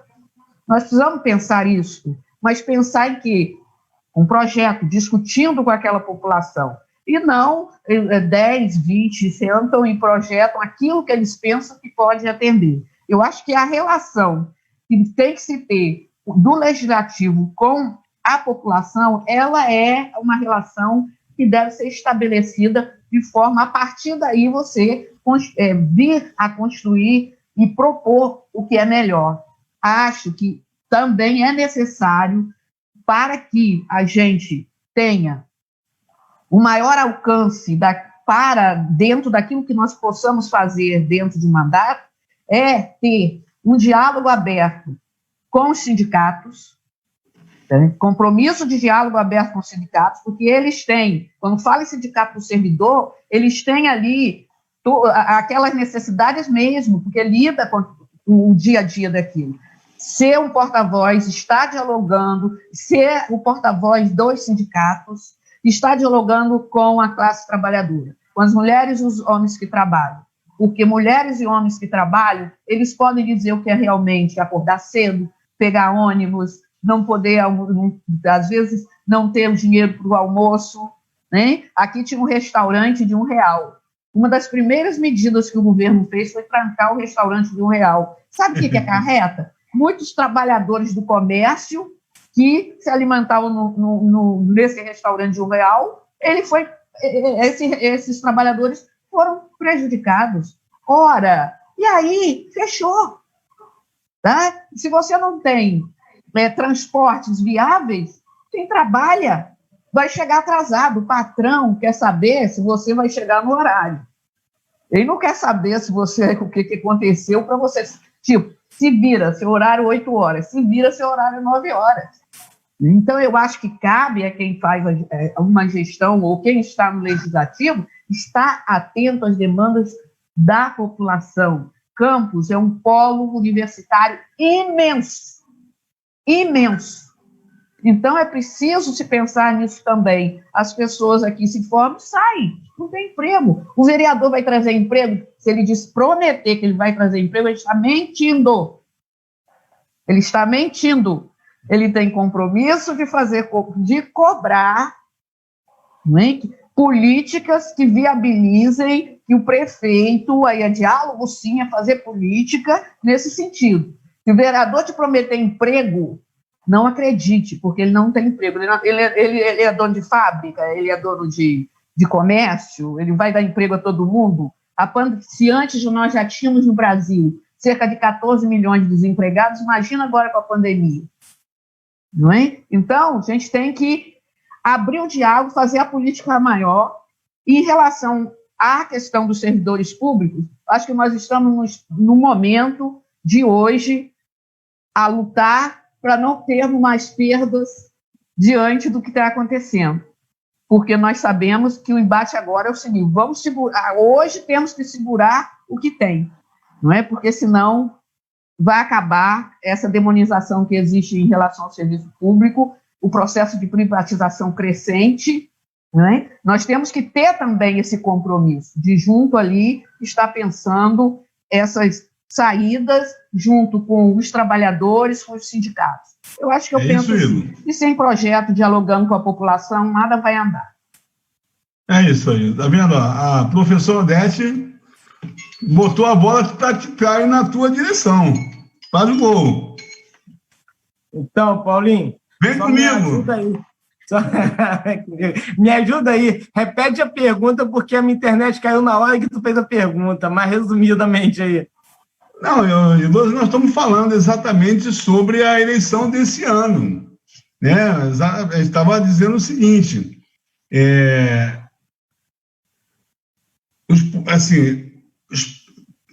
a eleição de 2018, né, ela trouxe um pensamento ultraliberal, né, de desmonte total do Brasil, desmonte total, entreguismo, privatizações, né, e principalmente um comportamento bizarro, fascista, né, e de promessas de uma nova política, que de nova não tem nada, pelo contrário, está se revelando mais velha do que nunca, né? Então, se nós, né, oriundos do movimento sindical, que temos, né, bandeiras, né, muito próprias, não só da nossa categoria, mas também em defesa do Estado, né, da preocupação com o bem público, e nós vamos, né, debater as questões locais e as questões nacionais, né, porque as questões nacionais elas interferem na questão local, né? Nós estamos sob a égide de uma emenda constitucional número 95, que, de certa forma, dificulta muitas as coisas no município, né? Então, assim, 2020, nossos pré-candidatos da CTB vão com que discurso para essa eleição? Então, Paulinho, pegando um pouco da nossa experiência do movimento de juventude, movimento estudantil, movimento popular com as associações de moradores, movimento sindical, e com a minha experiência na gestão pública, à frente da ouvidoria, fazendo um misto disso, é o que eu entendo que é a proposta para o nosso mandato em 2020. A compreensão que, primeiro, com muito pé no chão, que é impossível, em 4 anos, no mandato de vereador, no mandato executivo, conseguir, dentro da gestão, a realização de todas as necessidades da população. Então, para que a gente consiga avançar no que é real, a gente precisa estar fazendo um grande debate com a população do que é prioridade, do que é prioritário nesse momento dos próximos 4 anos, e fazer aquilo que é prioritário. Se toda gestão você buscar fazer o que é prioridade dentro de uma logística, e dentro, porque não adianta, você chegou, vai ter que fazer alguma coisa que envolve outra, aí você faz a outra também. Mas, assim, discutido, debatido com a população. Nós vamos usar o nosso mandato para fazer justamente isso, porque a ouvidoria foi em cada bairro, como a professora Odete falou do gabinete itinerante. A ouvidoria foi ouvir a população, só que ela esbarra em muitos processos que falta leis e que falta projetos que deveriam sair de dentro da Câmara. Então, o mandato vai em cada bairro, ouvir a população para apresentar aquilo ali que é real, possível e prioritário para a população. Não adianta aquela pessoa que está, como a professora Odete, eu me vi, né, nessa situação por alguns anos, de ter que colocar a sacola no pé por conta da lama. Então, não adianta você chegar para esse morador que sai com a sacola no pé para discutir outros projetos que, para ele, por mais que seja muito importante, não é prioridade naquele momento. Ele quer sair da lama. Como a gente precisa debater educação básica, entendendo que para que a gente evolua, nossa cidade, nosso estado evolua, a gente precisa investir na educação básica. Não adianta você ter vereadores que não se preocupam com esse momento. A creche, impossível, creche que fecha às 17 horas, que dirá às 16. A gente precisa de creche que seja de tempo integral, de fato, onde a mãe possa ir trabalhar, e no nosso caso aqui, Odete, ela vai trabalhar no centro do Rio, ela pega 2 ônibus, trem, até chegar na sua residência, ela já chegou no fim do dia, à noite mesmo. Esse horário, por exemplo, 19h30, está chegando diversos trabalhadores. Eu moro de frente ao ponto de ônibus aqui. Então, a gente vê chegando os trabalhadores nesse momento. Então, a creche ela tem que funcionar para isso. A gente precisa ter uma política. Hoje, creche no nosso município é coisa rara. A gente precisa ter uma política séria de creche, porque creche gera emprego para aquela mãe que não pode hoje deixar o seu filho em local, acaba deixando de trabalhar. É pobreza. Quando você traz aquela liberdade do trabalho, entendendo que a pandemia está trazendo muito desemprego, mas se a gente não gerar oportunidade, como que essa mãe vai trabalhar? Não adianta só gerar o emprego, não adianta só gerar o curso técnico onde ela vai se preparar, porque por mais que ela se prepare, tem que ter a condição de deixar o seu filho para que possa ir para o mercado de trabalho. Então, isso também gerando receita. Eu entendo também pela dificuldade de Belfor Roxo. Ela está entre Nova Iguaçu e Duque de Caxias, 2 grandes cidades com um comércio muito volumoso. E Belfor Roxo acaba sendo muito prejudicado. Eu acho que precisa discutir uma política séria também para uma questão, ou seja, a moeda local, que é algo que a gente está debatendo hoje, uma política que a gente possa trazer a população gastando o nosso município e assim gerando mais emprego dentro do nosso município, na área do comércio. Do mesmo jeito que a gente tem que buscar projetos de isenção, seja isenção de impostos ou uma política que traga empresas para o nosso município. A gente foi conhecido por muito tempo e sustentado por muito tempo pela Bayer. Então, era o município da Bayer. Hoje, essa realidade é muito diferente de 10 anos atrás. Então, a gente ficou com todo esse resíduo químico que a Bayer trouxe, a gente tem uma área verde, que é o cinturão verde, que é obrigatório por lei e que é obrigatório por lei muitos anos depois, se a baia é totalmente desativada, e a gente não aproveita isso. Isso poderia ser um ponto turístico, isso poderia ser um ponto de encontro das famílias, dos trabalhadores que estão na cidade, e para ter algum nível de lazer tem que pegar também mais 2 horas ou 3 horas de ônibus no seu final de semana, e perdendo qualidade de vida. A gente precisa trazer qualidade de vida. Eu acho que essas propostas têm que sair de dentro da Câmara de Vereadores, e o nosso mandato vai ser um mandato para defender justamente isso. Eu estou falando do mandato porque eu compreendo que o mandato da classe trabalhadora tem que defender qualidade de vida para o trabalhador. Na outra eu falei pouco, Paulinho, porque eu estava perdido no tempo, você não me avisou. Aí depois você só elogiou, entendeu? Agora, é porque eu não estou conseguindo acompanhar no tempo, mas eu vou falando, e se você me der o sinal, eu já sei. Tá bom? Mas, assim, entendo que a CTB, e aí eu vou fazer uma menção à Central, que eu tenho o orgulho de ter ajudado na fundação. Sou fundador da CTB. Eu acho que a Central, a CTB, tem que jogar um papel a nível Brasil, de fazer um debate para as cidades, porque muitas coisas que vamos discutir em 2022 passam por essa eleição, passa pelo município, passa por uma política de participação popular, passa por uma política de mandatos sérios, de mandato que muda a cultura. O que a gente precisa aqui na nossa cidade não é mudar de fato a cultura da cidade de uma vez. A gente precisa mudar a cultura de um mandato. Se a gente começa a fazer um mandato diferenciado, a população vai entender, olha, esse mandato é diferente, é possível ter mandato assim. Porque se você pensar hoje, na nossa cidade, e aí sem falar mal de qualquer um, mas se você pensar nos 10 candidatos que a população aqui pensa, esses 10 candidatos eles vão ter o mesmo modelo, o mesmo formato. Seja ele qual for, a população vai mudando, 6 por meia dúzia, e assim vai. Se você pegar o histórico da nossa Câmara de Vereadores,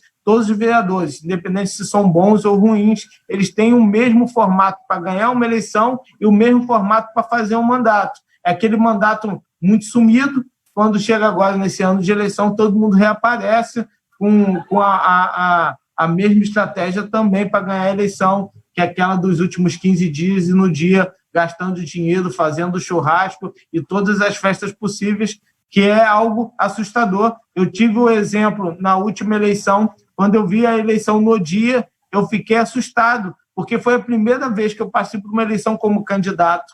E quando eu vejo aquele cenário ali, e aí você começa a compreender o porquê a política está dessa forma. É isso, Igor. Então, eu vou aqui passar para as considerações finais, mas exatamente eu senti levantando esse tema, né?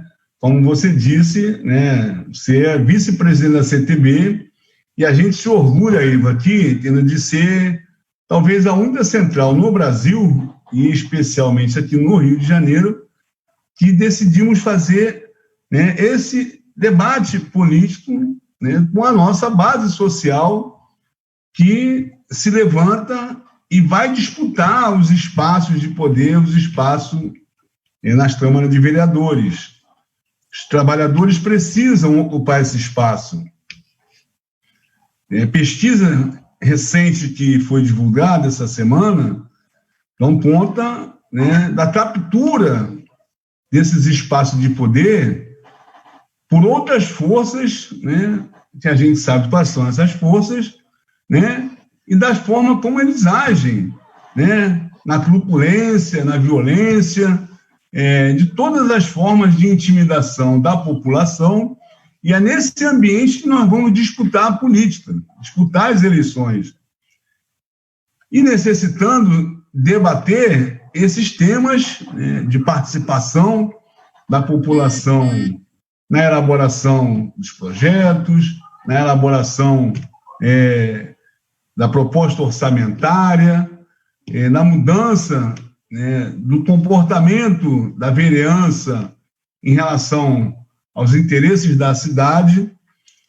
É nesse clima que nós estamos vendo hoje o Brasil, né, um clima que nos assusta, né, há um clima, né, que as pessoas não respeitam, né, minimamente as regras de convivência. Você vê juiz destratando o servidor público, né, destratando um funcionário de uma empresa aérea. Enfim, há um comportamento fascistizante hoje na nossa sociedade, de uma imposição de um comportamento, né, onde impera a força, né? Se reivindica a implantação da ditadura militar no Brasil, se reivindica o fechamento das casas legislativas, né, do Congresso, do STF. Há uma reivindicação, né, de implantar um regime ditatorial no Brasil. E nós estamos aqui, né, fechando essa live, reivindicando a democracia, reivindicando o direito à vida, reivindicando o direito da classe trabalhadora.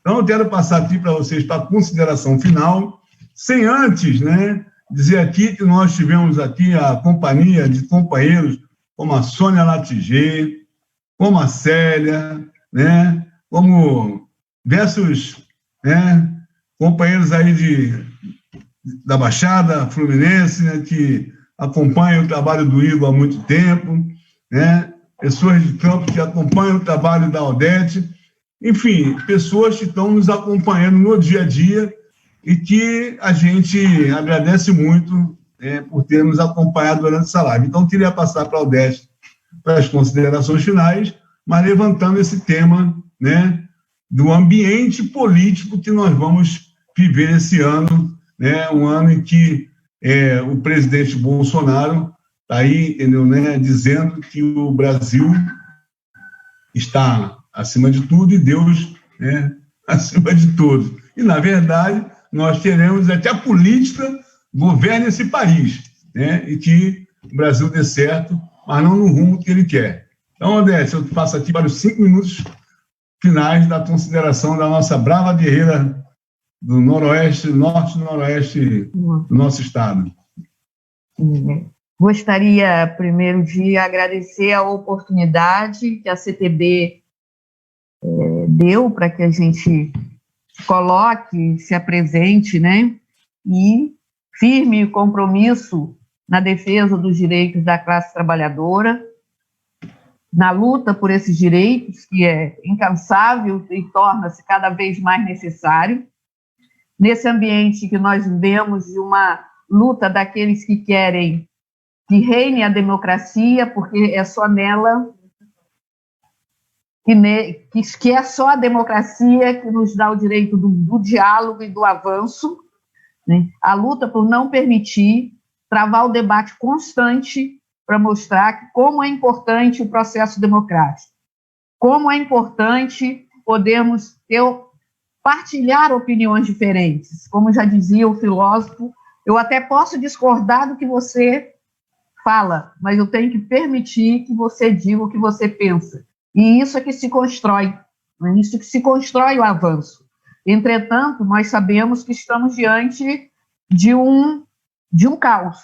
O país atravessa uma crise sanitária, uma crise política, uma crise econômica, e somente o diálogo será possível para superar isso, e não a imposição, que a imposição acaba sendo o que alguns pensam, e não o que a grande maioria pensa e o que a grande maioria deseja. Isso nós não queremos, e esta frente contra isto, nós estaremos partilhando, fazendo parte e debatendo. Cabe a nós enquanto mulheres trabalhadoras, homens trabalhadores, estar nesse enfrentamento, porque, ao fim de tudo, quem sofre é quem está do lado de cá, ou diga, está do lado de quem produz, de quem trabalha, porque o grande capital está cada vez mais rico, cada vez mais se fortalecendo, e, evidentemente, a classe trabalhadora é que acaba tendo aí os grandes problemas, problema de desemprego, salários baixíssimos, falta de atendimento em vários níveis. Não é? Nós tratamos com pessoas, e pessoas precisam de qualidade de vida.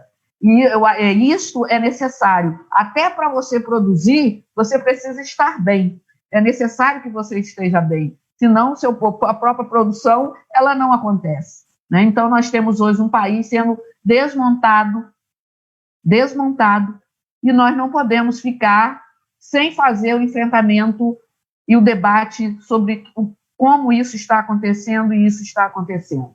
E hoje, o que vale, um grupo só, ou um setor só, um partido só, ele não vai romper isso. É necessário que todos aqueles que estejam contrários ao que venha estar acontecendo se unam numa grande frente para fazer o debate, para fazer esse enfrentamento.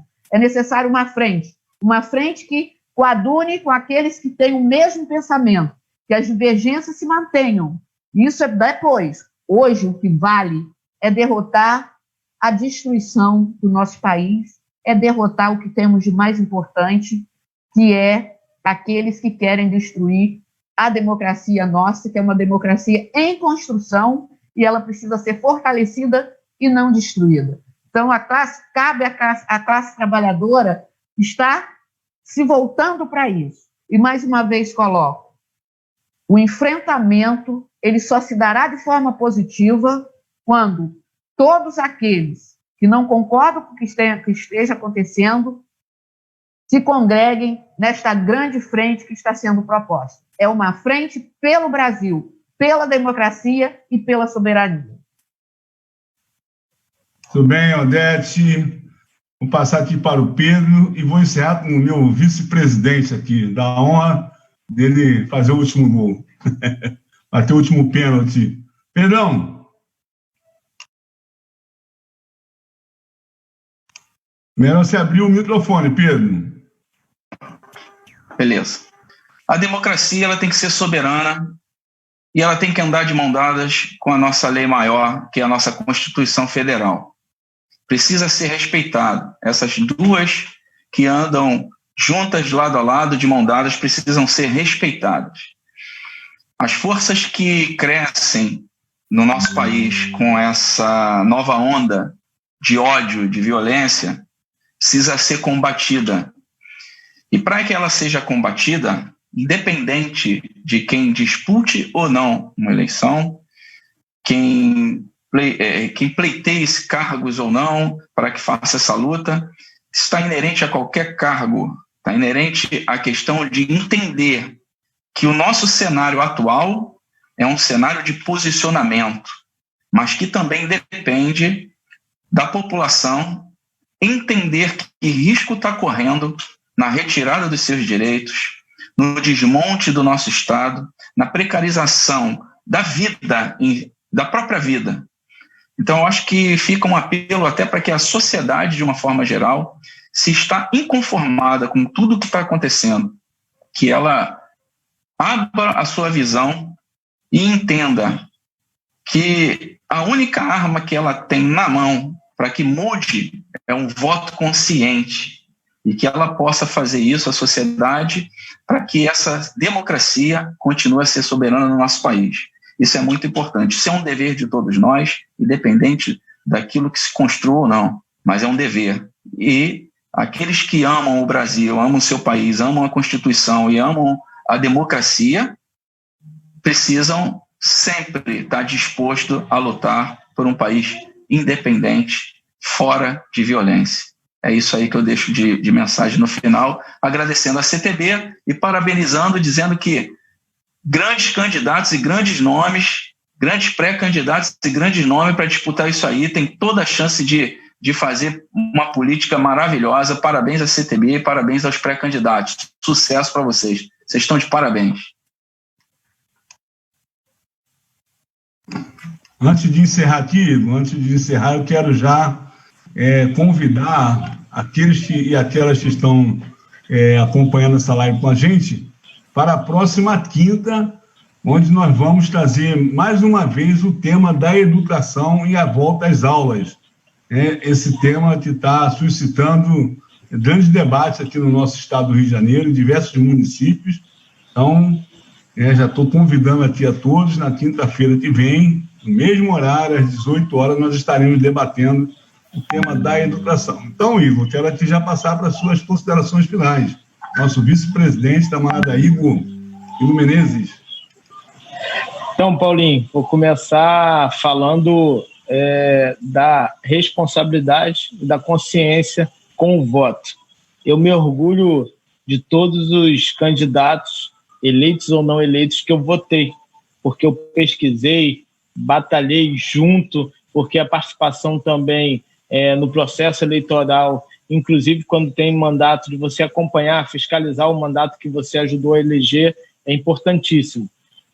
Dentro desses que eu tenho orgulho de ter votado, eu votei no Paulo Farias para presidente da CTB, que também tenho muito orgulho. Você está jogando um grande papel nesse momento onde a nossa central precisa, e eu acredito que tem que continuar jogando esse papel com os mandatos eleitos da CTB, porque os mandatos da CTB eles vão ter que ser exemplos para os trabalhadores do nosso país. A Central dos Trabalhadores precisa ter isso na sua pauta, acompanhar os mandatos, acompanhar os governos progressistas, para que a gente possa ter gestões melhores, para que a gente possa ter mandatos melhores.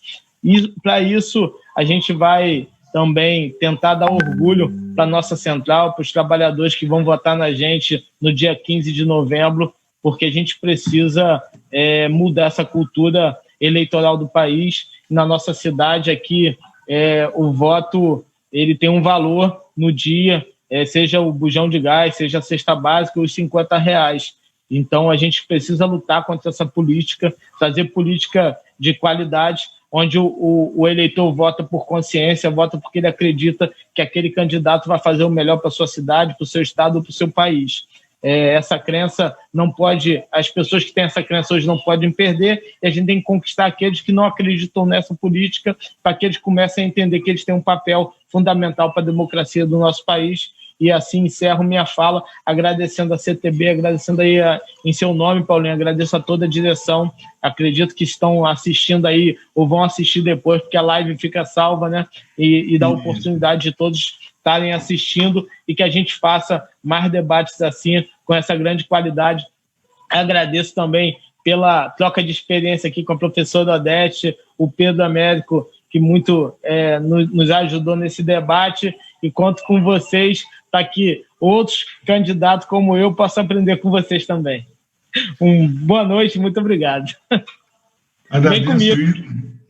Exatamente, agradeço a sua deferência aí, no nosso mandato aqui no Rio de Janeiro. Ele é um mandato que é compartilhado entre todos nós. A gente faz um esforço de estar atento nessas lutas aí. Amanhã mesmo estaremos nacionalmente, no dia 7 de agosto, no movimento do Fora Bolsonaro. Estaremos aqui no Monumento aos Mortos da Segunda Guerra Mundial. Estaremos lá com nossas cruzes, 100 cruzes, fazendo referência às 100 mil mortes no nosso país. A gente não vai deixar de fazer a crítica a este governo, que a gente repete aqui, renuncia o combate a essa pandemia, renunciou a seguir as orientações das autoridades médicas, autoridades sanitárias, de salvar as pequenas e médias empresas e, com isso, salvar os empregos, mas a gente continua na luta. E como a gente sempre encerra nossas lives, a gente diz, a CTB, a luta é para valer. Até quinta, estaremos novamente aqui com o tema da educação. Um abraço aí para todos. Muito obrigado aos que nos acompanharam. E o nosso amigo Zé pode derrubar a sala.